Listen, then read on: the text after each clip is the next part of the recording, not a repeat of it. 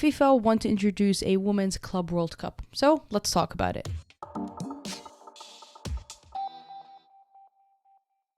Earlier this week, The Athletic revealed that FIFA are in talks and are planning to launch a FIFA Women's Club World Cup in 2026. FIFA taking this step to announce somewhat of an inaugural date for this competition clearly means that they are in advanced talks of really seriously launching something like this. And it is pretty soon, considering we're only in 2024 and 2026 is literally around the corner. Ironically, the same exact week, we saw Leah Williamson have an exclusive interview where she talked a little bit about how the schedule is unsustainable and there's going to be a time where we will not have our favorite players to watch. A few days later, Ada Hegerberg also said very similar words about, again, the schedule congestion and the amount of fixtures that the players have to keep up with. So in a week that we are talking about player safety and player well-being around the schedule, there's more news that we could be having yet another club competition. So let's talk about how all that entails. So what is the Club World Cup? Well, it is a competition ran by FIFA that happens in the men's game where it is clubs from different leagues and different confederations that face against each other, where otherwise they would not be able to competitively have games against each other. You obviously have the many different Champions Leagues that happen, obviously the biggest one of UEFA in Europe, but if Chelsea, for example, in the men's game want to go have a game against, I don't know, some Mexican club, then they're likely going to be looking for a friendly rather than a competitive game. And the Club World Cup allows that competitive nature to be there. If we translate that into the women's edition, that means we're going to be having teams involved from all 6 football confederations. That includes Africa, Asia, Europe, North and Central America, Oceania, and South America. All 6. Now, the newly expanded edition for the men's involves 32 teams, and while The Athletic didn't necessarily reveal or say what FIFA have in mind about how many teams it's going to be made up of, I highly doubt it's going to be 32 teams. For one, I just don't think it's commercially sustainable, and for two, if you're going big on a very untested water competition like this, I think you run a lot of risks in losing revenue and running a lot of risks of the tournaments just not being ran accordingly or appropriately. If you look at the Champions League, if you look at even international competitions of the Olympics, of the World Cup, they don't all go in an expanded nature right away, or they don't go on a big kind of inaugural nature from the first season. It's simply unsustainable and just goes against every scientific methodology for sports on how to run an inaugural competition. I also think matching up 32 clubs from 6 different confederations on the same timeline would be incredibly difficult.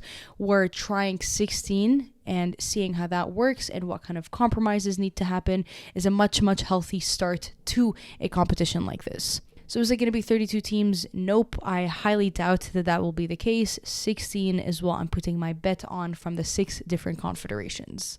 And a good question would be, well, when would it take place? And the answer is FIFA still don't know. Now, if you might remember from last year, CONCACAF are launching a women's club competition and they're set to launch it in 2024. However, there's kind of been a holdup in negotiations of when FIFA are going to allow that window to happen.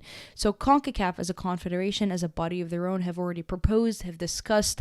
They practically probably even have the teams in mind of who is going to be in this competition. For a little bit of context, the CONCACAF club competition would include teams from North America. So currently, given that Canada does not have a pro women's soccer league, it would be the NWSL, Central America, which would be the Liga MX in Mexico, as well as the Caribbean, who do have their own leagues happening there. So CONCACAF are trying to run their own competition in that sense. You could almost make it equivalent to a Champions League. For CONCACAF to be able to run this club competition, FIFA needs to discuss those timelines, and FIFA kind of gives them the green light of, okay, this is when you're going to be playing this competition. And so unless we know when the CONCACAF club competition is happening, it's really hard to even predict when the Women's Club World Cup will happen in 2026. Another thing to bear in mind is that FIFA will be pretty busy with the 2026 Men's World Cup in the US, Mexico, and Canada. So it's fair to say that it won't be running during the summer or during that period, which means if you play during the other times of the year, you're going to be stuck interrupting club competition of European leagues, which again is pretty inconvenient. In the same token, though, whenever they do decide to run this, it's going to be inconvenient to some league because the NWSL runs differently to the Swedish league, which runs differently to the WSL, which runs differently to the A-League. Like every single confederation and nation run their leagues in their own respective timeline, depending on weather, depending on obviously just things that have worked for that league for as long as it has. So FIFA not only have to now navigate how the CONCACAF club competition is launching, but they also have to work around the Men's World Cup, which is happening in 3 different countries. What's also to bear in mind is 2026 is practically a rough / already busy time because that is when the 2027 Women's World Cup qualifiers are running. So to put the schedule from now up until 2028, this is how it's looking like. 2024 is going to have the France Summer Olympics, and then in 2025 you're going to have the Euros in Switzerland, and then the year following that, 2026, is when you have the qualifiers for the World Cup, and then 2027 is the Women's World Cup. So really there's no space to slot anything in the schedule because even in 2028, that is when you have the Olympics happening in LA. I mean, it is all over the place, non-stop, back-to-back competition. And what's so interesting about this is obviously this is a club competition. Like this is going to contain Chelsea, Houston Dash, Lyon X, Y, and Z, and all the competitions that I've listed are international competitions. So that is going to include like actual countries like, Canada, US, England, X, Y, and Z. And I'm assuming that if they have to really run this Club Women's World Cup, they have to compromise an international competition. The first one that comes to mind is the Olympics. Now, I actually do enjoy watching the Olympics. I think the Olympics is a significant competition in the women's game. It's quite different than the men's game, and it holds a lot of history in terms of the teams that have won it, the teams that have competed. I do enjoy watching the Olympics.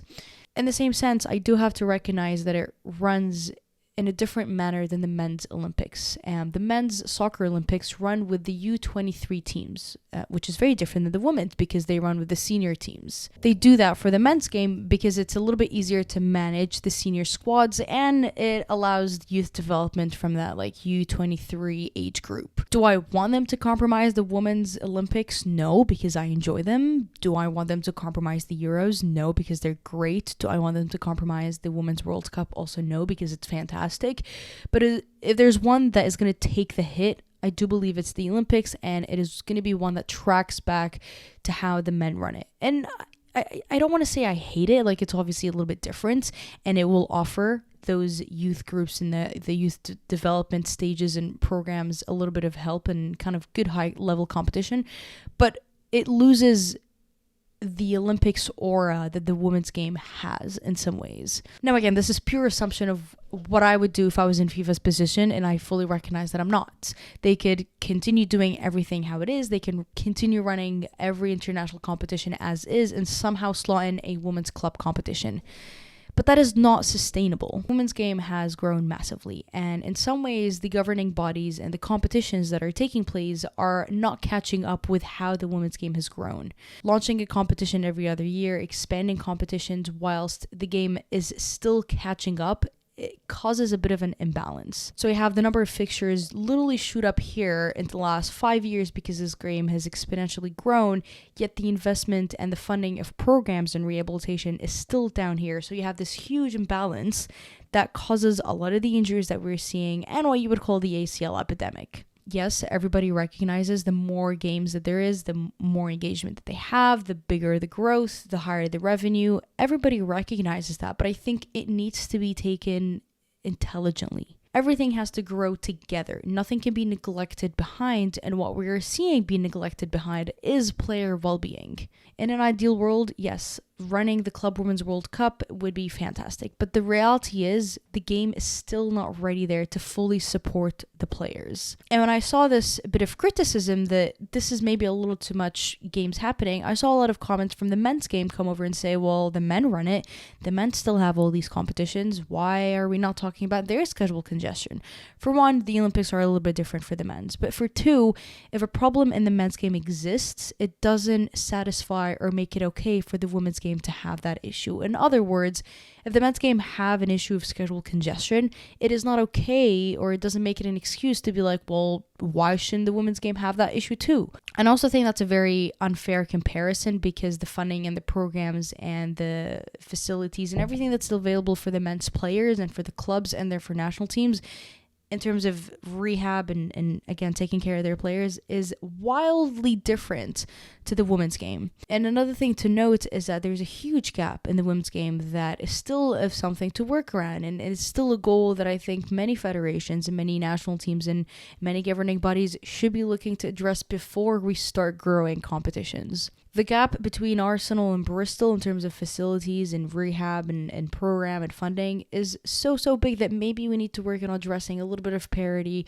when it comes to player well-being before launching more competitions. In fact, I think launching more competitions actually makes that gap bigger, and it makes it harder for those other teams to survive within the nature of the game, or it makes them harder to survive in the game right now in terms of how they grow revenue and how they match the strategies of other teams. The England men's national team and the England women's national team probably have the same facilities, again, on the national team level. They probably have very similar doctors, they have similar programs, and I'm not saying this just like guessing. I've read and I've seen that they do share a lot of those staff, and the facilities are exactly the same. They have the same camp base. But when you go down a few nations, when you go down to, let's compare Switzerland example, compare the Swiss women's national team to the Swiss men's national team, they don't have anything remotely close. And so those are the parity bits, those are the gaps that we need to be filling out before launching a bigger competition. So I think comparing it to the men's game is actually quite silly. Like, I hate when I see that conversation because it's so different. An issue on this side doesn't make it okay to have an issue on this side. Like, I think that's just silly. And the schedule congestion issue is real. It's here. The players feel it. And I think when you see the rates of injuries, when you see the rates of exhaustion, when you see players actively come out and speak about it, it's not just an imaginary idea, it's one that's happening. Theory and practice. And this theory is so practicing, I mean, like, it's in glaring practice. So my concluding thoughts is, yes, this is a really cool competition. I want to see it happen. I think it'd be super fun to see Melbourne Victory from A-League take on Tigres, who then take on Chelsea, who then take on North Carolina Courage. Like, I want to have that lope over. And the idea of Canada having a professional league in 2025 means that they also will be in the conversation here. Like, this is fantastic, an idea. Like, it's brilliant. But 2026 is way too soon. 2026 comes at such an inconvenient time because, like I mentioned, it slots between the World Cup qualifiers. It's the year after the Euros and the CONCACAF and X, Y, and Z. It's a year before the World Cup. Like, it is just not the time to have a competition like this run. It's going to be interrupting certain leagues. It's going to be during the men's World Cup. So it's like, are FIFA going to half-ass it? And if that is the case, then put it on hold, because we're happy to hold on for the next, give it a few years. Divert that focus onto player welfare, player well-being. Look at the programs that are implemented, what programs need to be implemented, how are we working around taking care of our players.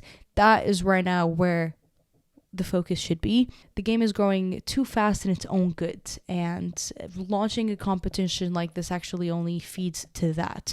So we need to recognize, take a little bit of a break, step back, and see how it is. However, I do want to hear your opinions on this. What do you think of this competition? How do you think it fits into the schedule? Do you think they should hold on? Is 2026 the right time? Thoughts, opinions, beliefs, let me know. I would love to hear those. Now, as always, to stay updated and to continue enjoying the beautiful game, make sure to subscribe to me here on YouTube, follow me on Twitter. All of these episodes are also live on all streaming platforms: Spotify, Google Podcasts, Apple Podcasts, you name it. She Scores Bangers, you will find me on there. And I will see you later.